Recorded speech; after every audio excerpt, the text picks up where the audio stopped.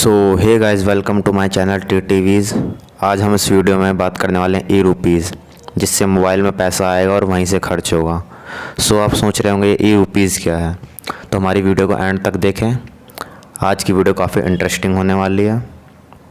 Payment करने का एक नया डिजिटल तरीका आया है, इसका नाम है ई रुपीज़, जिसको 2 अगस्त पीएम मोदी ने लॉन्च किया 2 अगस्त को। आप सोच रहे होंगे debit card, credit card, e wallet, UPI पहले से मौजूद है, तो इस ई रुपये की क्या ज़रूरत पड़ गई हमें। इसे गेम चेंजर क्यों कहा जा रहा है। हम आप सभी के सवालों का जवाब देते हैं कि ई रुपीज़ क्या है, कैसे काम करता है। ये डिजिटल तरीके से पेमेंट करने का एक तरीका है। पहले से मौजूद डिजिटल पेमेंट में तरीक़ों से यह इस मायने से बिल्कुल अलग है। इसको आसान भाषा में कहे तो ये प्रीपेड गिफ्ट कार्ड है, जिन्हें रिसीव करने वाला शख्स अपनी सहूलियत के हिसाब से इस्तेमाल कर सकता है। इसकी ख़ास बात यह है कि इंटरनेट और बैंक अकाउंट की ज़रूरत नहीं पड़ती है। हम इसे एग्जांपल देते हैं, आप उससे समझ सकते हैं। सरकार वैक्सीन लगवाने के लिए गरीब तबके के लोगों के लिए पैसा देना चाहती है। इसका एक तरीका यह है कि सबके अकाउंट में कैश ट्रांसफ़र कर दे। अब दिक्कत यह हो जाती है, इसमें लोगों के पास, कईयों के पास बैंक अकाउंट ही नहीं है। फिर ये सुनिश्चित नहीं किया जा सकता कि जो पैसा भेजा गया है उससे वैक्सीन ली है या नहीं ली है। ऐसे में ई रुपये काम आएगा। इसमें एक एसएमएस या कुरियर कोड की शक्ल में ई रुपीज़ भेजे जा सकते हैं। ये इस्तेमाल और रिसीव करने के हिसाब से यूनिक होंगे, मतलब इसका इस्तेमाल जिसे भेजा जाएगा वह शख्स तय काम में ही कर सकेगा। जैसे वैक्सीन के लिए पैसा भेजा गया ई रुपीज़ वाउचर में, जिसके मोबाइल नंबर पर आएगा वही उसका वैक्सीन लगवाने के लिए इस्तेमाल कर सकता है। इस वाउचर के इस्तेमाल के बाद इशू करने वाले ऑर्गेनाइजेशन को भी नोटिफिकेशन जाएगा कि वाउचर का प्रयोग हो गया है या नहीं हुआ है। आप सोच रहे होंगे वाउचर कौन इशू करेगा। इस सिस्टम में national payment corporation of India NPCI अपने यूपीआई प्लेटफॉर्म के ज़रिए चलाएगा। इसके लिए बैंकों में टाई अप किया जाएगा। अगर आप किसी कॉरपोरेट या सरकारी एजेंसी में ई रुपये वाउचर जारी करने के लिए, तो उन्हें इस पार्टनर बैंकों से संपर्क करना होगा। इसमें प्राइवेट और सरकारी दोनों में बैंक शामिल होंगे। ध्यान देने वाली बात यह है कि ई रुपीज़ इशू करेंगे, ज़रूरी नहीं कि वो इसे स्वीकार भी करें।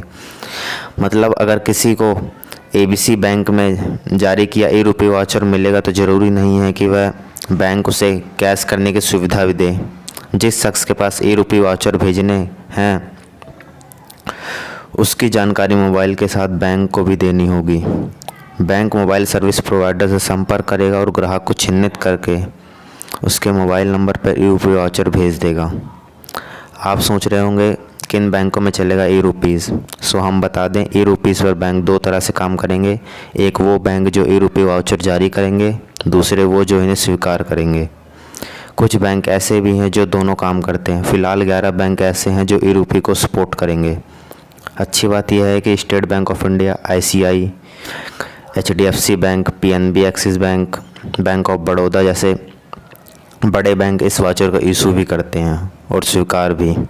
Canara bank, IndusInd bank, Indian bank, Kotak Mahindra और यूनियन बैंक ऑफ इंडिया सिर्फ ई रुपये वाउचर इशू करते हैं, स्वीकार नहीं करते। क्या कोई भी भेज सकता है इसे? आप ये सोच रहे होंगे, तो हम बताते हैं, तो हमारी वीडियो को एंड तक ज़रूर देखें। आप लोगों को ई रुपये भेजने के झंझट में पड़ने की कोई ज़रूरत नहीं है, क्योंकि वो जब भी किसी पैसे भेजते हैं तो जांच पड़ताल कर ही लेते हैं। असल दिक्कत है कि एजेंसियों को वेलफेयर स्कीम के पैसे भेजने में इसमें सुनिश्चित करना काफ़ी मुश्किल हो जाता है, जिससे लाभार्थी को जिस काम के लिए पैसा भेजा जाता है वह पहुंचा है या नहीं पहुंचा। सरकार के लिए ई रुपये को ये सिस्टम बहुत कारगर साबित हो सकता है। दवाई माँ और बच्चे की वेलफेयर स्कीम, TB इलाज के कार्यक्रम, ऐसे कई अन्य इलाज कर्मचारी प्राइवेट कंपनियों को वाउचर दे सकते हैं। और हम आपको बहुत इंपॉर्टेंट चीज़ बता दें, ई रुपीज़ और डिजिटल करेंसी में क्या फ़र्क है। ई रुपये के सिस्टम में सीधे एक मैसेज के ज़रिए पैसे पहुंचने में ऐसा लग सकता है कि ये डिजिटल करेंसी है, लेकिन ऐसा बिल्कुल भी नहीं है। वाउचर भेजने वाला इसके लिए भारतीय रुपये का इस्तेमाल करेगा। ऐसे में डिजिटल करेंसी नहीं कहा जा सकता। डिजिटल करेंसी को सिर्फ सेंट्रल बैंक जारी करता है, इसे सरकार की मान्यता प्राप्त होती है। फिज़िकल करेंसी यानी रुपए के मुकाबले इसकी वैल्यू में कोई अंतर नहीं होता। मतलब 10 रुपये का नोट और 10 रुपये की डिजिटल करेंसी की वैल्यू बराबर होगी। बस इतना फ़र्क होगा कि डिजिटल करेंसी की एक कोड की शक्ल में होगा। भारतीय reserve bank central bank of digital currency लाने पर काम कर रहा है। हालांकि अभी ये साफ़ नहीं हो पाया है कि इसका क्या नेक्स्ट स्टेप होगा। इसे इशू करने के लिए सेंट्रल बैंक ऑफ रुपए या गोल्ड का सहारा लेगा या नहीं लेगा, ये आगे आने वाले अपडेट में आपको बताया जाएगा। सो इस वीडियो की मोस्ट इम्पॉर्टेंट बात, क्या ये दुनिया में पहली बार हो रहा है? कई देशों में ई-रुपी जैसे वाउचर का इस्तेमाल पहले से हो रहा है। अमेरिका में सरकार ज़रूरतमंद बच्चों के पेरेंट्स की पढ़ाई के लिए डिजिटल वाउचर इशू करती है। मतलब अगर फ़ीस जमा करनी है तो उसका वाउचर सरकार भेज देती है। कॉपी किताब और स्टेशनरी आदि खरीदने के लिए वाउचर भेजा जाता है। इसके अलग अलग जैसी जैसी ज़रूरतें होती हैं वैसे वैसे इस वाउचर को प्रोवाइड करवाया जाता है। जैसे हांगकांग, स्वीडन, चिली, इन सभी में ये यूज़ हो रहा है। तो ये इंडिया में 2 अगस्त 2021 को लॉन्च हो चुका है। तो इसका यूज़ आपको इंडिया में ज़रूर देखने को जल्द से जल्द मिल जाएगा। तो हमारी वीडियो को एंड तक देखने के लिए थैंक यू।